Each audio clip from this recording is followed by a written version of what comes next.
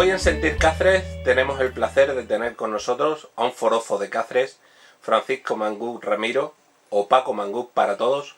Su persona y sobre todo su voz están ligadas inseparablemente al deporte, sobre todo a su amado Club Polideportivo Cacereño.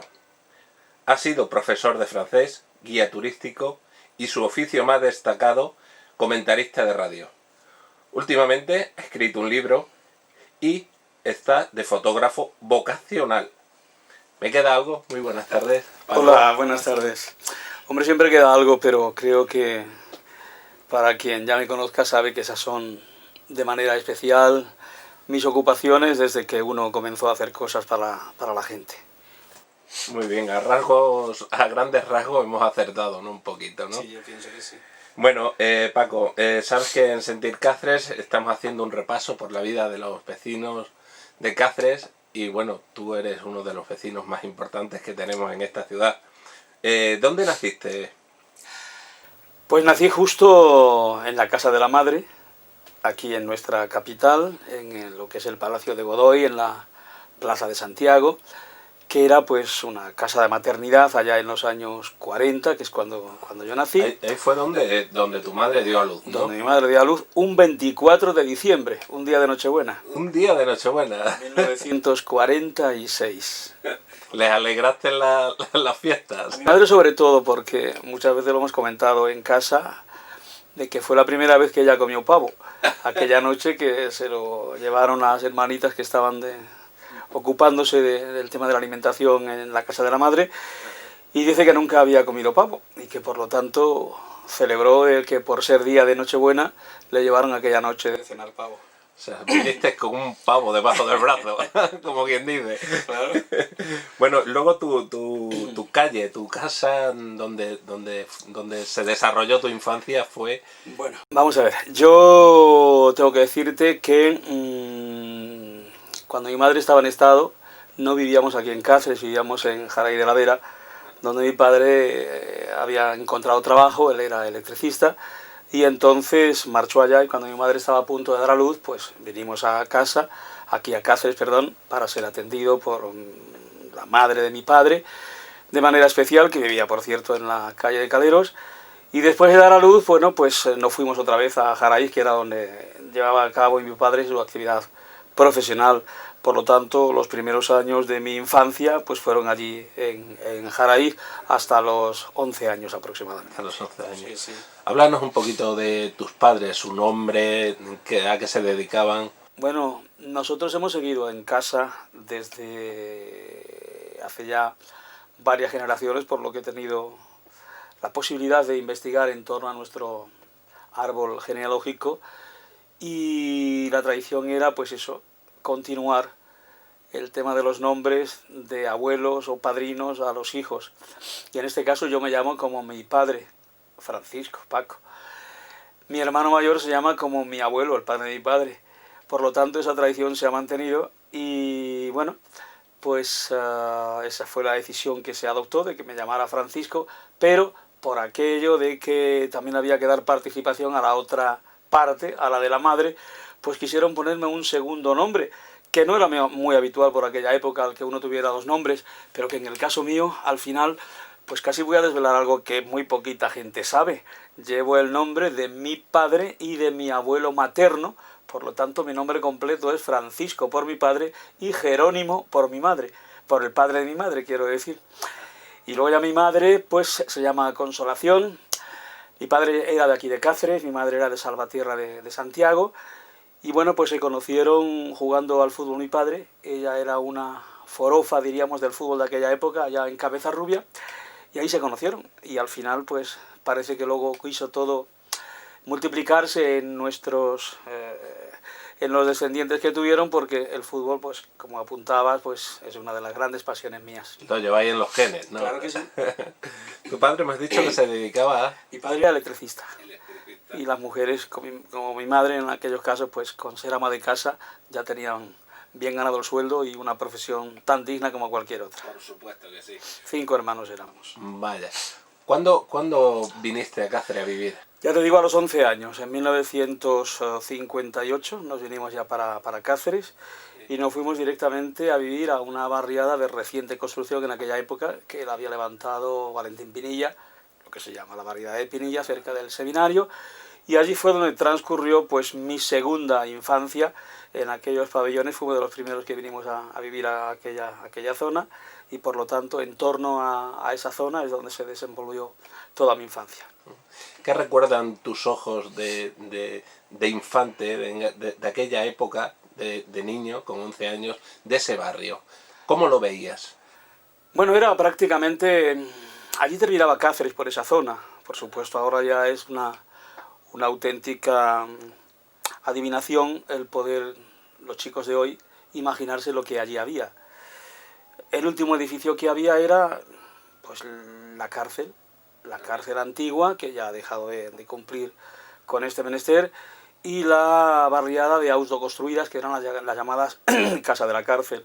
Frente a nuestra casa estaba el seminario, también de reciente creación, y luego todo lo demás que hoy constituye, desde el centro de enseñanza hasta ya la barriada de la Anegostilla, todos eran huertas y eran terrenos plantados fundamentalmente de trigo, donde teníamos nuestro lugar de esparcimiento, donde íbamos a jugar, lógicamente, a escondernos entre los espigales, que por cierto nos dábamos una de espigas, que qué ricas estaban. En aquella época, cuando no había que comer tanto como tienen ahora los chavales, pues hasta las espigas podían servirnos para, si no mitigar el hambre, sí como mínimo para distraernos. Estaba aquello muy despoblado entonces, sí. No. Bueno, todos los niños nos han mandado nuestra madre a comprar al comercio de barrio. ¿Cuál era tu comercio? Casa Rafael.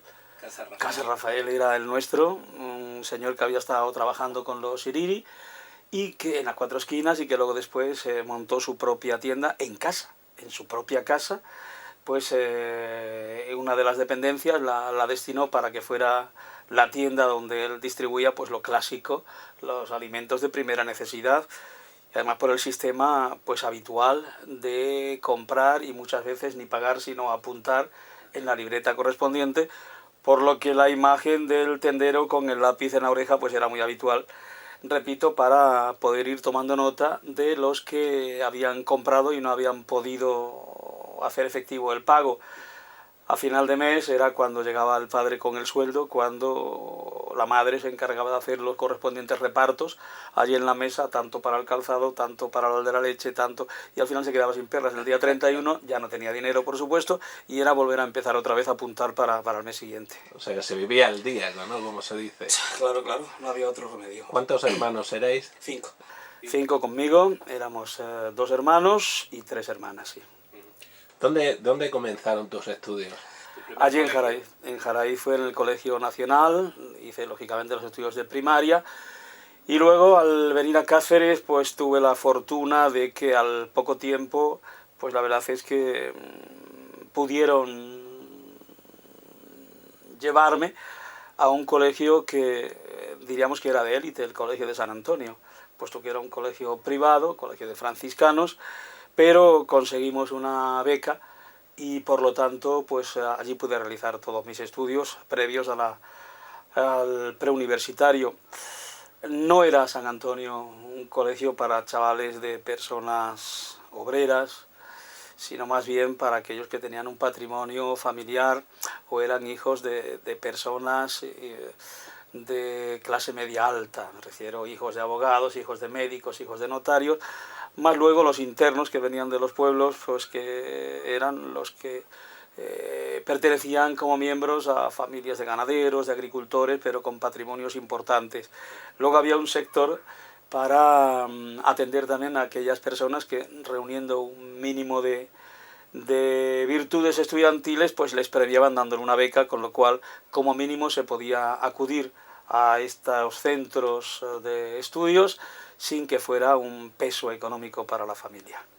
¿Tienes en tu memoria algún profesor que te haya dejado, que haya marcado en tu vida? Varios. El primero que yo recordaría con mucha nostalgia era Fray Gabriel, porque fue el artífice de que hoy por hoy pueda presumir de una letra vistosa. El tema de la caligrafía y de la ortografía era uno de los conceptos que más se valoraba en en aquellos tiempos, cosa que lamento que hoy no pueda ser así. Pero bueno, Fray Gabriel en primaria, concretamente en ingreso, era uno de los que más me marcó.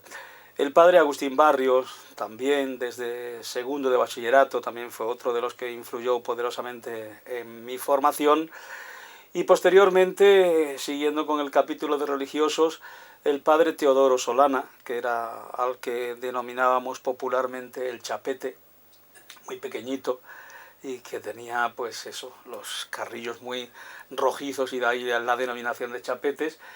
Se me dio latín hasta preuniversitario, y el padre Orduña, mi profesor de filosofía, que también luego estuvo como representante de la orden franciscana en Roma, ya murió, y del cual guardo un recuerdo extraordinario.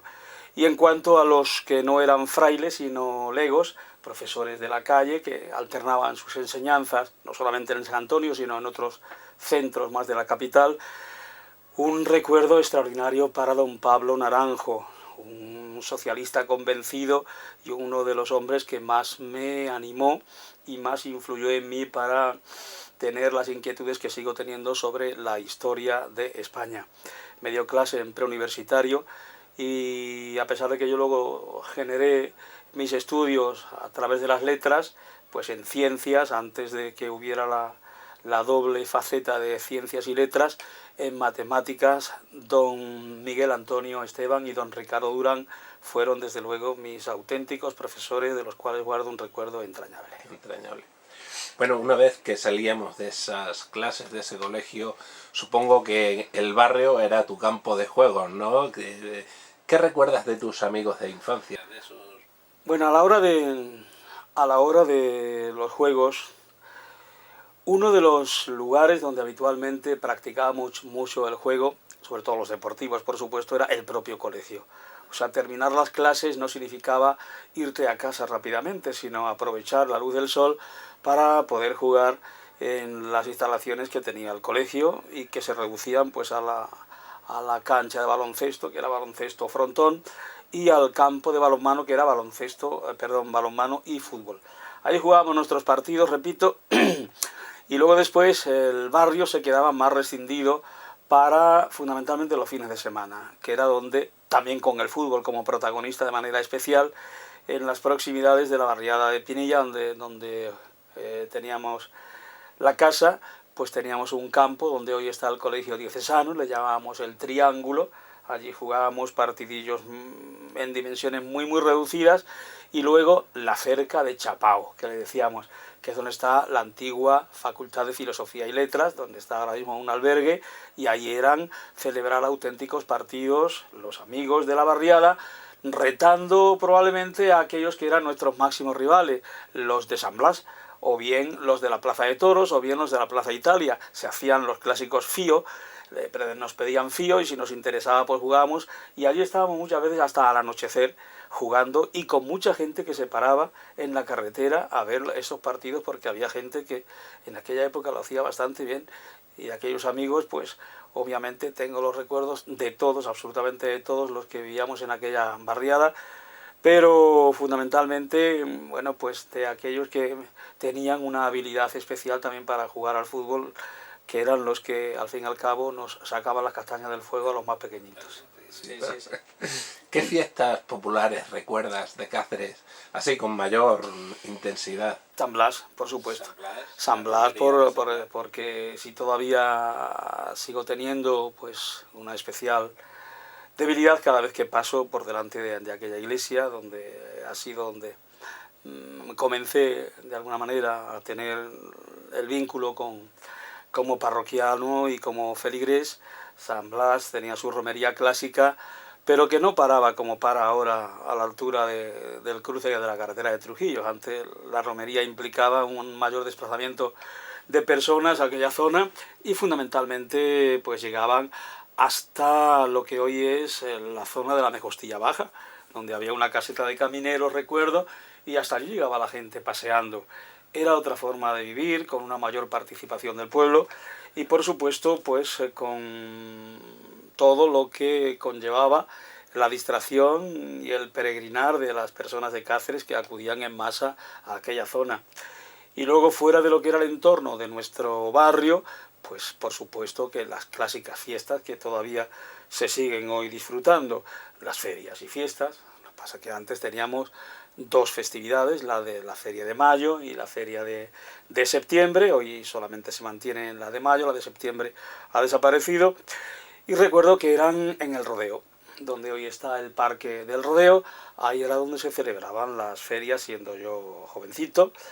Y además el tema de la hípica en la ciudad deportiva, acudíamos cuando podíamos también a ver saltar los caballos, como decíamos. Y esa feria pues tenía también mucho de entrañable. Hombre, es cierto que no podía uno tener acceso porque las posibilidades económicas tampoco estaban muy allá.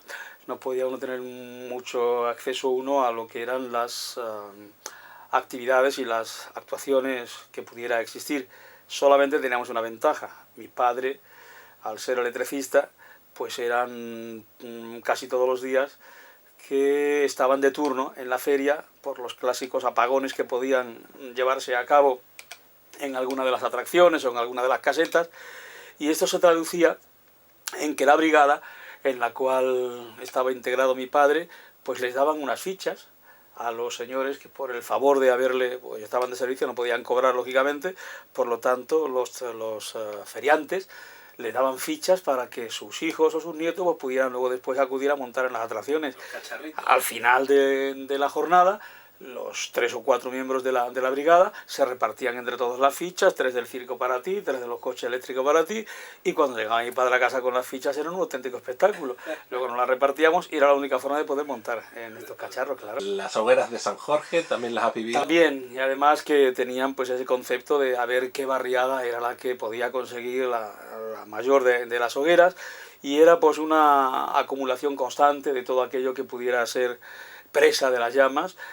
Desde 2 meses antes teníamos nuestras propias instalaciones para poder ir guardando la leña, que hacíamos hasta guardia y todo para que no vinieran los de otra barriada a llevarse lo que vayamos a montar a nosotros. Y por eso digo que eran fiestas muy tradicionales en lo que era las vivencias de los jóvenes de aquella época aquí en Cáceres. Y prácticamente luego la Semana Santa por el tema de las procesiones y poquito más. Tu juventud, tus estudios superiores, ¿ya los desarrollaste también en el Colegio San Antonio? No, porque en San Antonio teníamos el límite, lógicamente, del preuniversitario. Luego ya teníamos que acceder a las universidades correspondientes. Cáceres no podía disponer ahora de lo que tiene, de facultades de todo tipo, y si no, pues la proximidad de que las facultades de ciencias de Badajoz, pues hoy resuelven casi todos los problemas. Antes, aquellos que queríamos continuar nuestros estudios universitarios, obligatoriamente teníamos que hacerlo o bien en Sevilla o bien en Madrid, que eran las universidades que teníamos más próximas. Salamanca también era otra de las opciones que teníamos. En el caso concreto mío, yo siempre mi ilusión había sido hacer idiomas, y entonces lo que ocurrió fue que al ser yo becario y tener que marchar después a una ciudad fuera de Cáceres, pues la beca no daba, como los Erasmus de ahora, no daba lo suficiente como para poder completar 4 años de carrera por ahí fuera. Y esto fue la situación que se dio a mí, por lo que renuncié a esa posibilidad a fin de no comprometer la economía de mi familia. Y lo que hice fue, aprovechando que había terminado los estudios, pues irme a la mili como voluntario. Prácticamente me lo prepararon entre mi padre y un capitán muy amigo nuestro, el capitán Elizondo. De la noche a la mañana me dijeron: oye, pues mira, como no vas a seguir estudiando, pues vete a la mili, y así ya cuando vengas, pues ya puedes hacer de la vida lo que quieras. Y mira por dónde, pues acerté, porque me fui a la mili voluntario y con 19 años pues había terminado la mili. Pero nada más terminar, lo que hice fue matricularme en la Escuela Central de Idiomas de Madrid.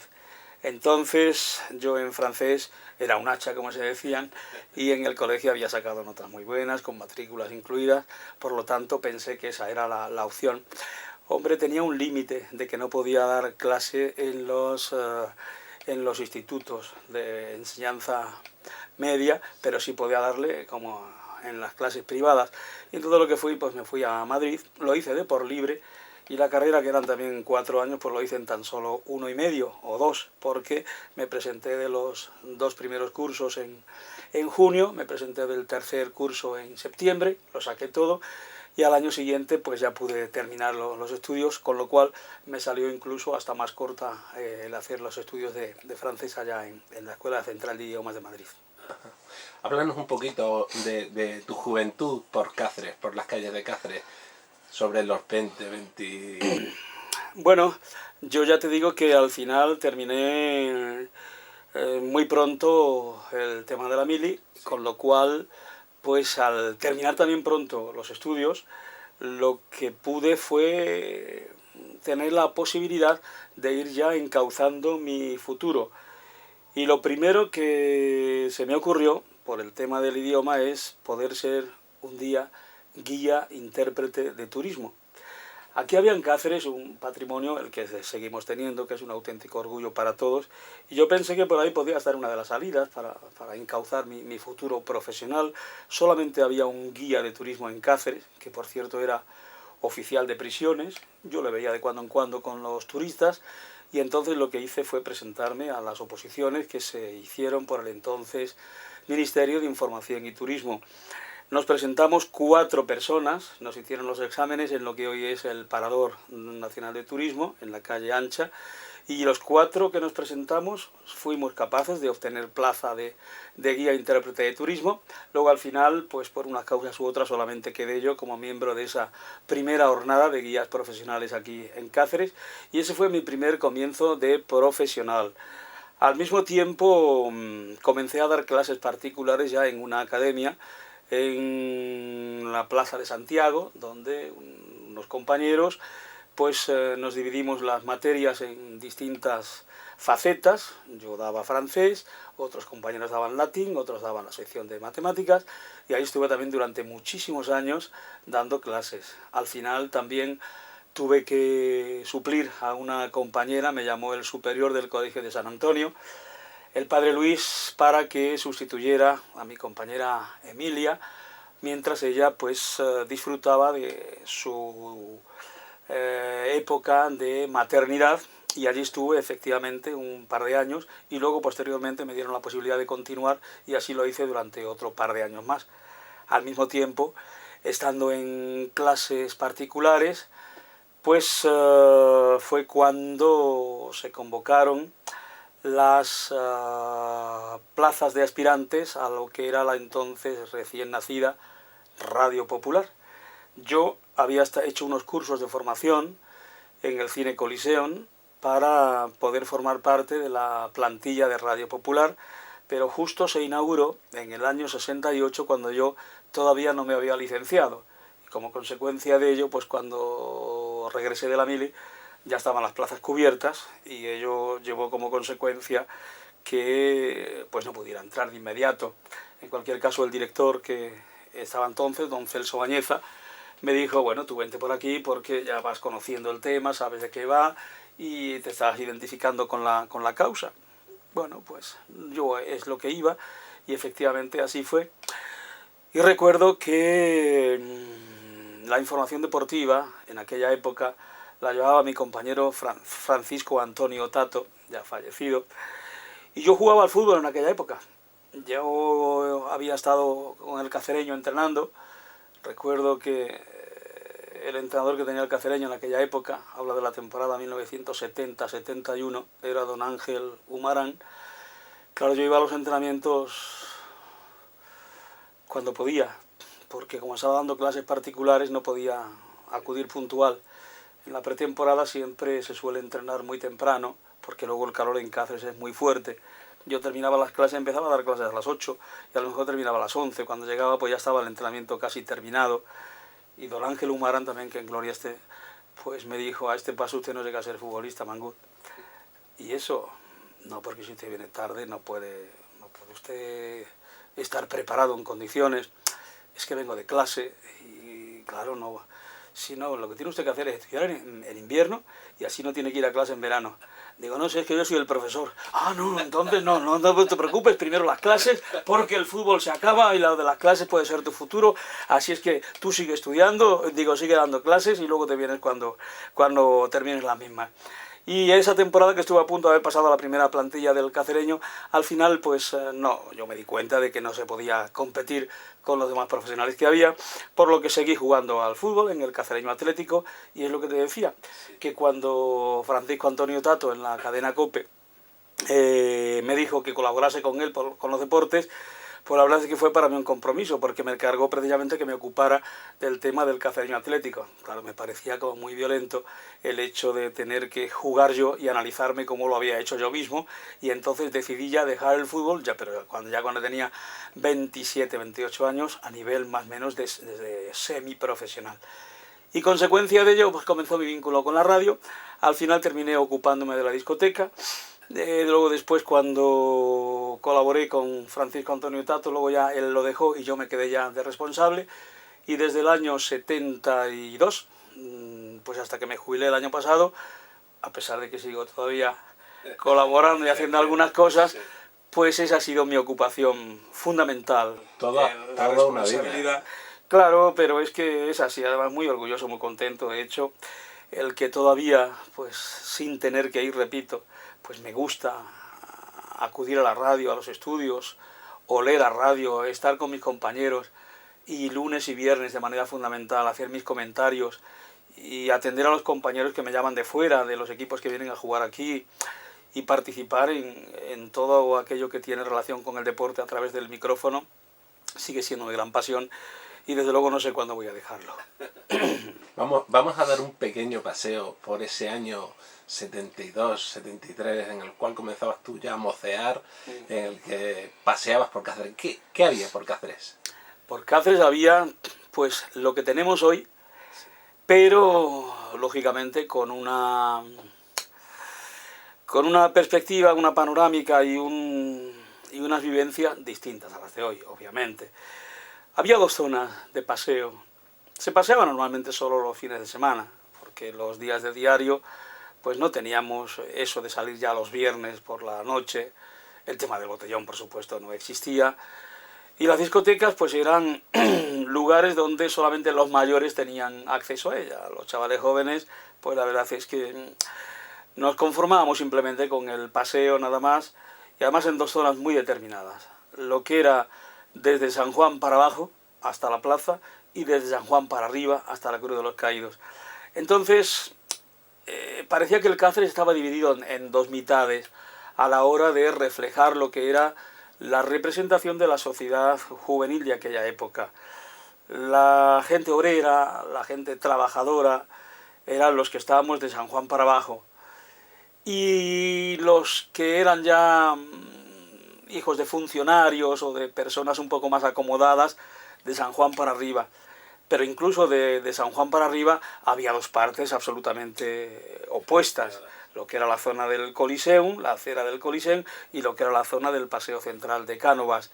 Se distinguían, como todos el mundo sabe, los de mi época, en Cursilandia, que era la zona del Coliseum, y Sorchilandia, que era la parte del Paseo Central, donde se juntaban aquellos que se atrevían a subir desde la plaza hasta allí por dar una vuelta y ver cómo estaba el panorama de enfrente, pero sin ninguna posibilidad de mezclarse las dos versiones de jóvenes de aquella época. Y luego los militares, que con su clásico uniforme, porque entonces no se autorizaba de que los militares vistieran de paisano, pues era un auténtico desfile de soldados, reclutas, con las chicas es que no me gusta llamarle chachas, pero eran las que se encargaban del paseo de los niños, lo llamaban, exacto.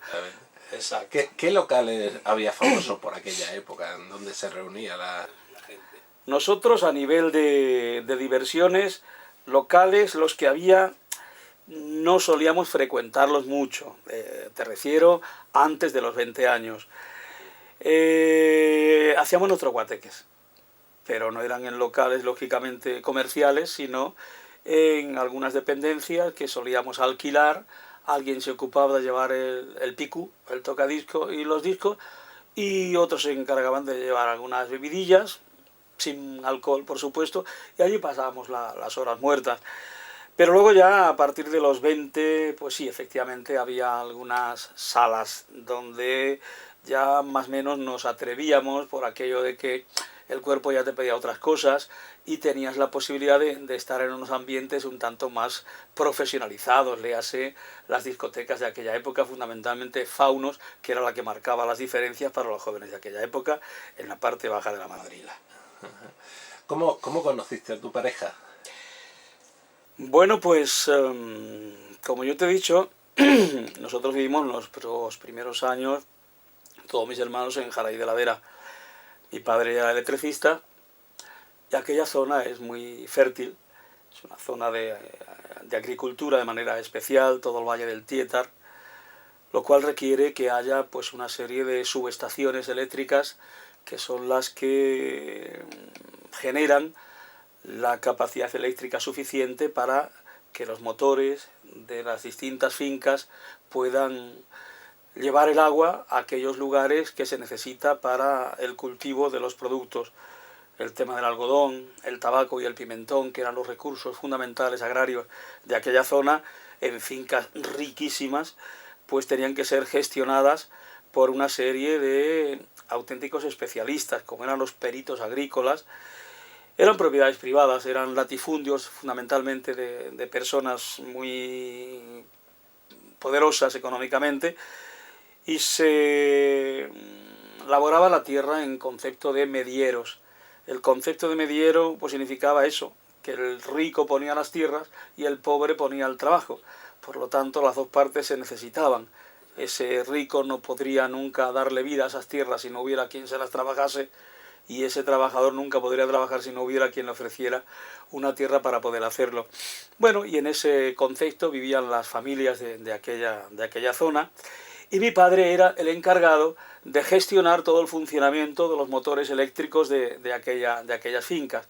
Por lo tanto, cuando ya llegaba la época plena de producción, entiéndase entre el mes de junio y el mes de octubre, era cuando mi padre tenía un lugar que ya no era la propia localidad de Jaray de la Vera, sino una finca concreta, que era el pantano de Navabuena. Concretamente, allí pasábamos todo el verano, nosotros después de haber terminado las clases. Y el capataz agrícola que llevaba el control de la producción y de la recolección de los productos en aquella zona era precisamente mi suegro, el que llegó a ser mi suegro. Por lo tanto, en la distribución de las viviendas estaban todas alineadas a lo largo de... son casas todas de una sola planta, pero además una fila de viviendas, a lo mejor de 15 viviendas, y se formaban distintas barriadas. En esas solían vivir los medieros, los labradores. Y luego había una dedicada a una fila exclusiva para, diríamos, los funcionarios de aquella época, como podía ser el maestro, como podía ser el capataz, como podía ser el encargado y como podía ser el electricista. Por tanto, una puerta y otra puerta correspondían justo a mi casa y a la de mi mujer actual, por cierto. Por lo tanto, nos conocimos pues cuando ella podría tener pues 3-4 años y yo tenía ya pues 9 años, porque yo le saco a mi mujer 5 años, y desde entonces nos conocemos. ¿Su nombre es? A partir de ahí pues ya comenzó pues esa convivencia entre las dos familias, y por supuesto eso, repitiéndose todos los años, generó una amistad entre ambas familias que luego ya con el tiempo pues fue madurando en afecto, y al final pues terminamos, después de 6 años de noviazgo, pues casándonos de matrimonio. Exacto. ¿Qué tuviste? ¿Cuántos hijos? Dos, Marco y Eva. Primero nació Eva, justo 10 meses después de casarnos. Me casé en el 72, y en el 73, en el mes de julio, nació mi hija. Muy linda, siempre fue una niña guapísima, todo el mundo lo decía. Recuerdo que estaba de moda ese verano la canción de Eva María se fue, de Fórmula Quinta. Por lo tanto, a la hora de elegir el nombre, pues lo tuve facilísimo. Le puse a la niña Eva María. Mi mujer iba a buscarme de cuando en cuando a clase, cuando yo daba las clases particulares, para que después de terminar pues saliéramos a dar una vuelta, y siempre llevaba a mi pequeña allá a clase, y al final pues todos los alumnos y alumnas pues se querían hacer fotos con ella, la adoraban a la niña por lo bonita que era realmente bonita. Y me decían las mujeres ya un poco más maduras: eres tan linda que parece un cuadro, solamente le haría falta un marco. Y entonces, al año justo nació mi hijo, y mi niña seguía siendo igual de guapa. Y cuando nos planteamos la idea de poner nombre, le pusimos al niño Marco, para que mi hija tuviera ya su correspondiente marco. Qué bonito. Y así son las Qué bonito.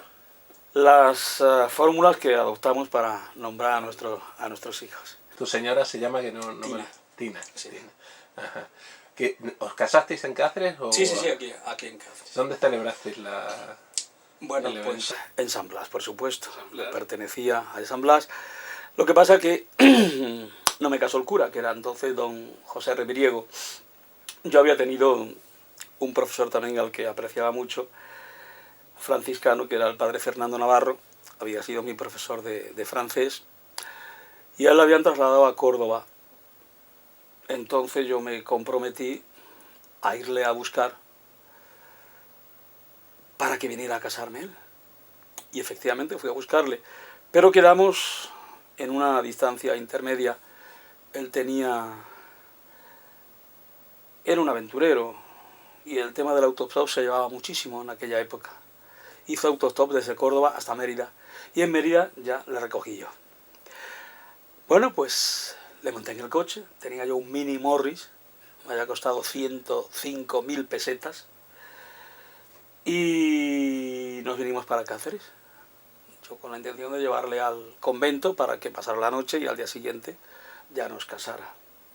Recuerdo que cuando pasamos del cruce de las Herrerías, justo en el límite de la provincia de Badajoz y Cáceres, le digo: bueno, ya cuando lleguemos a casa me tendrá usted que confesar. Uy, lo que le fui a decir: eso es imposible, porque yo no puedo confesar fuera de lo que es mi demarcación arzobispal, así es que yo solamente puedo confesar hasta la provincia de Badajoz. Me hizo dar la vuelta con el coche otra vez hasta ponernos en la parte de la raya correspondiente a Badajoz, pero mirando a Badajoz, y debajo de una encina pues me confesó para así cumplir con el compromiso previo. Y efectivamente me casó en San Blas, y luego después al día siguiente pues me comprometí a llevarle a Córdoba otra vez. Y efectivamente le llevé a Córdoba, y luego allí nos estuvo enseñando pues toda la ciudad, que yo no conocía Córdoba todavía. ¿La celebración dónde fue? Fue en el Hotel Álvarez. El Hotel Álvarez. Sí, en lo que hoy se llama Alfonso IX, en la calle Moret. Bueno, como guía turístico que has sido de esta maravillosa ciudad Cáceres, supongo que conocerás al más mínimo detalle casi todos los rincones de esta ciudad. Es obligado, lógicamente. Dime para ti personalmente, ¿cuál es el más bello? Yo creo que una vez que se pasa del Arco de la Estrella hacia adentro, es complicadísimo poder elegir un rincón, porque son todos extraordinarios. Sin tener ningún monumento espectacular, Cáceres puede presumir de tener el grupo arquitectónico, para mí, mejor conservado, y que guarda una imagen más pareja a lo que sería una ciudad en aquella época del medievo y del Renacimiento de manera especial. El hecho de no haberse mezclado, diríamos, la civilización actual con la clásica, es lo que nos permite de que con retoques o sin retoques, con pastiches o sin pastiches, todo lo que haya dentro de la ciudad monumental huela a historia, cosa que en otro lado ni siquiera las grandes ciudades, entiéndase Florencia, entiéndase Roma, no hay ninguna ciudad que tenga, repito, la pureza arquitectónica que tiene Cáceres. Y por eso elegir un rincón sería complicado. A mí me gustan absolutamente todos, pero si tuviera que elegir uno, probablemente sería el lateral este de la iglesia de San Mateo. Según subes la cuesta de la Compañía hacia arriba y ya desembocas en San Mateo, sentarte justo a la derecha para tener a la izquierda lo que es la comandancia militar, Palacio de las Cigüeñas, y enfrente la Casa de las Veletas, el museo, y el rinconcito peliculero de el convento de San Pablo. Eso probablemente sea el que tenga un encanto mayor para mí, pero la Plaza Santa María es un espectáculo. Te iba a decir que como fondo la Virgen de la Montaña. Claro, final. si es que lo reúne todo. Pero ya te digo que la Plaza de Santa María también es espectacular, por eso, porque es que ponerse en la Plaza Santa María y girar desde el centro la vista a cualquiera de los sitios es ver siempre arte y arte y arte. Y eso solamente se puede hacer en Cáceres, porque tú vas a visitar cualquier catedral de cualquier sitio y aunque sea mejor que la nuestra, te tienes que quedar exclusivamente con la imagen de la catedral, porque luego cuando des la vuelta ya no hay nada que se parezca a la catedral, y a lo mejor hay una churrería, una perfumería, cualquier otra cosa. O sea, en Cáceres nos falta el individuo, pero tenemos un grupo extraordinario como no creo que lo tenga nadie. Si pudiera hacerse el paralelismo con el fútbol, yo diríamos que no tenemos un Messi, pero que tenemos un equipazo sin figuras extraordinario que puede incluso superar a un equipo que tuviera esa sola figura. ¿Y qué le falta, Paco, a ese equipo, a esa ciudad monumental, para que resuene con mucha más fuerza ahí fuera? Le falta precisamente lo que te comentaba, un monumento histórico de primer orden, que haya sido motivo de estudio para todas las culturas de las nacionalidades donde se interesen por el arte español. Nosotros estudiamos el arte de Italia, aquí en España, estudiamos el arte de Francia, el arte de Alemania, y tenemos, sin haber estado, referencias de lo más notable. Y sin haber estado nunca a visitar la Catedral de Colonia, uno sabe que es una auténtica joya. Sin haber estado en Francia, uno sabe que Angoulême o la Catedral de Chartres o la Catedral de París son auténticas joyas, que en Italia pues está Florencia, está el Duomo, que está Pisa, que está Roma. Todo eso sin haber estado lo sabemos, como sabemos que en Egipto están las pirámides y como sabemos que hay otras joyas más por ahí. Ahora bien, encontrarse un monumento de Cáceres en ese recorrido por el arte de España es complicado. No encuentras nada, por lo tanto ningún estudiante que venga a España desde Alemania, desde Japón, desde Francia, va a tener como destino inicial Cáceres, porque no tiene constancia de que en Cáceres exista nada así de primer orden. Un referente. Y visitan Salamanca, y visitan Santiago, y Sevilla, y Córdoba, y Granada. Todo eso lo visitan porque de esos monumentos sí tienen referencias. Nosotros no tenemos una alhambra, no tenemos una mezquita, no tenemos un acueducto como el de Segovia, una catedral como la de Burgos o la de León. Solo una de esas cosas que tuviéramos ya hubiera sido motivo para que cualquier estudiante lo supiera y ya hubiera programado su visita a España con un alto en Cáceres para visitar esa joya, porque sería imperdonable que la gente viniera a Cáceres y no viera esa joya que deberíamos tener, como es imperdonable que vengan y no vean la Alhambra de Granada, por ejemplo, o la Mezquita de Córdoba. Nos falta eso. Nos falta eso. Bueno, ¿te gusta la gastronomía? Claro, yo soy dragón de abundancia y de referencias muy concretas. Pero lo que no me gusta es la cocina de diseño. Estas cocinas de una presa de aquí, un trocito de allá. Me gusta... El plato. Exacto. Contundente. O sea, me gusta un buen cocido. Las sopas me gustan todas. Las de tomate, las de patata, las de ajo. Me gusta mucho las migas.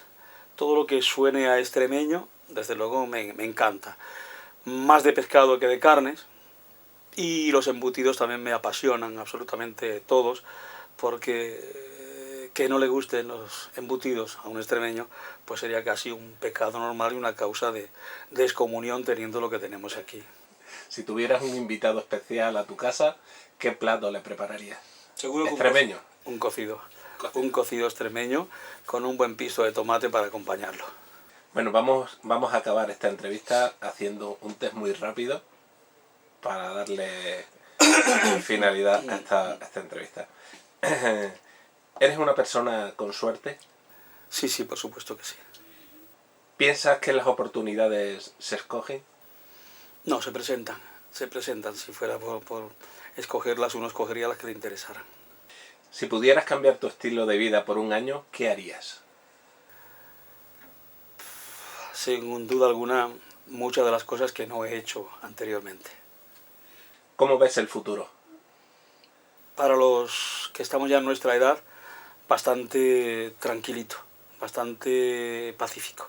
Para la juventud, muy problemático y muy complicado. ¿Has logrado la mayoría de las metas que te has propuesto hasta ahora? No, por supuesto que no. Me quedan muchas cosas por hacer y no sé si me va a dar tiempo a hacerlas. ¿Crees que podrías lograr cualquier cosa que te propusieras? No, seguro que no. Si pudieras cambiar algo de tu carácter, ¿qué cambiarías? De mi carácter, pues es complicada la respuesta de preguntármelo precisamente a mí, pero prefiero seguir siendo como soy. ¿Un estilo de música? Por supuesto, la de los Beatles. ¿Una canción favorita? Yesterday. ¿Salud, dinero o amor? Fundamentalmente salud, porque con salud puedes tener dinero si trabajas y puedes tener amor si tienes la fortuna de encontrarlo, pero sin salud no tienes nada. ¿Qué valoras más de un amigo? La honestidad. La vida te enseña a tener que programarse uno en función directa de sus convicciones, tanto sociales como morales, para, en definitiva, encauzar tu camino y tu futuro. ¿Adiós o hasta siempre? No, siempre adiós. Siempre adiós, en el sentido de que esa palabra yo la tengo conceptuada siempre a lo que es el término Dios, que para mí es fundamentalísimo.